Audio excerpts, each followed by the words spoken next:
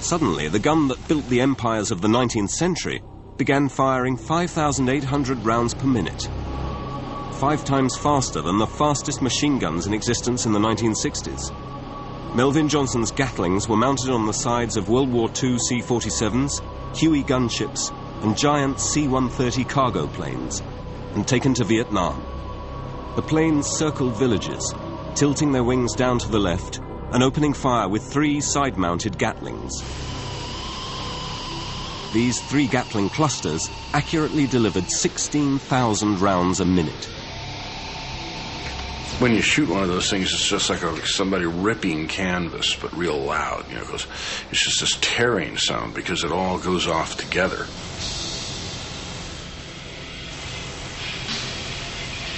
You just get this huge flame coming out next to you.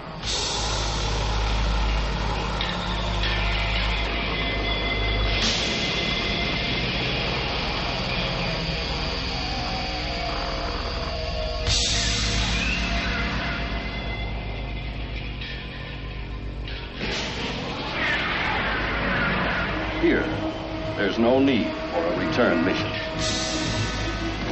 The scorched earth policy: defoliate the forest and depopulate the countryside. Survivors were rounded up and taken to camps near Saigon. Among them was Laylee Hayslip. I learned to speak English. I see American as another human being. When he took off his uniform, he put down his gun. I get used to it.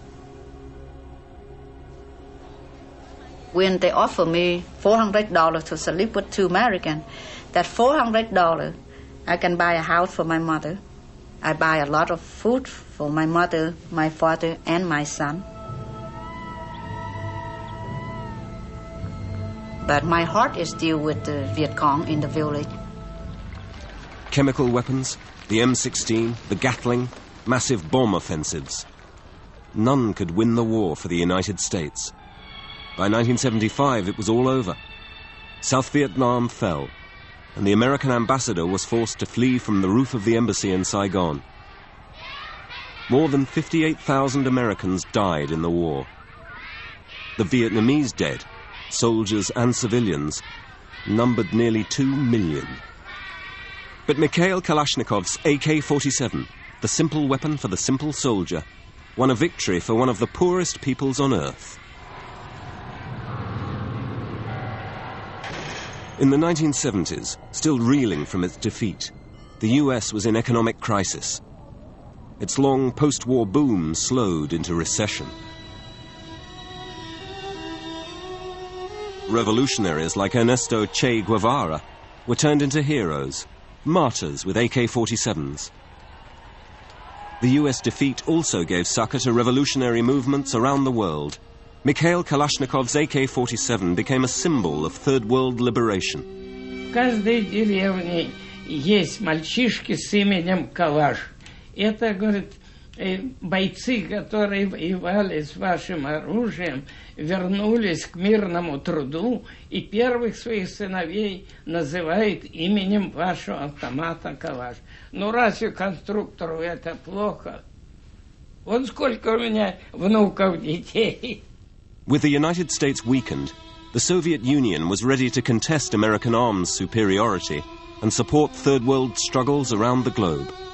И вот там они нарисовали земной шар и показали, что автомат уже вот-вот замкнет кругом. The US couldn't afford another Vietnam, but it had other ways to fight its wars. It poured military support and weapons into the Third World. With the USSR doing the same, the Cold War turned into a war fought by surrogates. We had proxies, that is, the United States and the West, and the Russians had their proxies. In some cases, it would be a government fighting an insurrection, and the government was pro-Western government, and in other cases it would be a leftist government, and we would be supplying the insurrection. God bless them for being Contras, and so it makes me a Contra too. Managing these insurrections became a major part of the covert business of the Cold War. By the 1980s, the US was supporting at least 43 wars in Central America and Africa.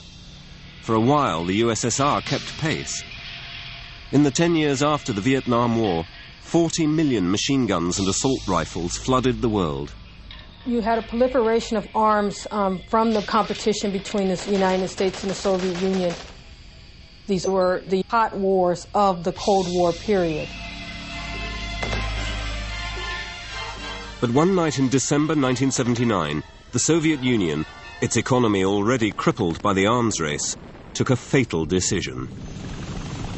Hundreds of giant Soviet transports and helicopter gunships landed at Kabul airport, Afghanistan. The Soviet Union was determined to keep a friendly government in power. The cost would be high. The invasion was resisted by the Mujahideen, a Persian word meaning warrior. They'd stop at nothing to defeat the Soviets. Their weapon of choice, the Kalashnikov.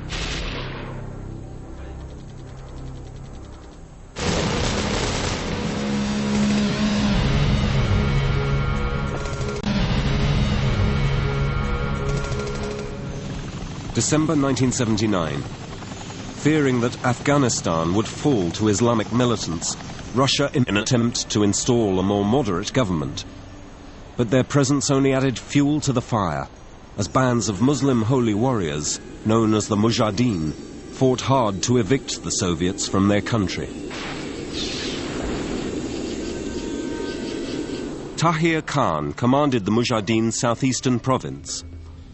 People are very religious, you know. They don't want any foreigners to come there, you know.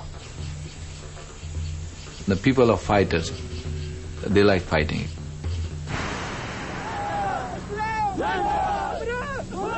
The Mujahideen stole AK-47s from dead Soviets, but they needed more. Their willing supplier, the United States government. So began America's greatest covert operation of the Cold War. Like, I came many times to Washington, and I don't know to whom I was talking, but I was talking with different people, you know. And we will tell them that what is our need, you know, and what do we need for the fighting. The US government provided money, intelligence, training, and, to conceal their involvement, Russia's own AK. But to get the AKs into Afghanistan, the Americans first traveled to the Principality of Monaco. At the beginning of the 20th century, Monte Carlo was the home of arms trader Sir Basil Zakharov, nicknamed the Merchant of Death. 90 years later, Monaco was still the playground of arms dealers, like Saudi Adnan Khashoggi and American David Fortes, who moored their yachts in the harbour below the casino Zakharov once owned. The US turned to these arms dealers to get weapons to Afghanistan. The arms dealers were one link in a twisting chain, smuggling arms across the world. Crates of guns made at Kalashnikov's factory in the Soviet Union might wind their way through middlemen in Egypt or Belgium as part of a Soviet aid package. Eager for hard currency, the Egyptian government sold them for cash to an arms dealer who knew the CIA wanted them. The arms dealer is not the villain of the piece. The arms dealer is a guy whose entire life is in the hands of the intelligence services on all sides that are using him. And if he gets into a bind or he does the wrong thing or if he becomes an embarrassment to anybody, he's totally expendable and he can count on either being killed or going to jail. The arms dealer arranged for the guns to be shipped to Antwerp, a port known for its lax controls. There they were labelled as oil drilling equipment. The crates were then sold to Pakistan, an ally of the United States. The Pakistani government will say to drug traffickers, look, we'll let you get to the border if in addition to the 50 kilos of heroin you're carrying, you'll carry 5, 6, 10 AK-47s. The long and complex route gave the US what it needed: deniability.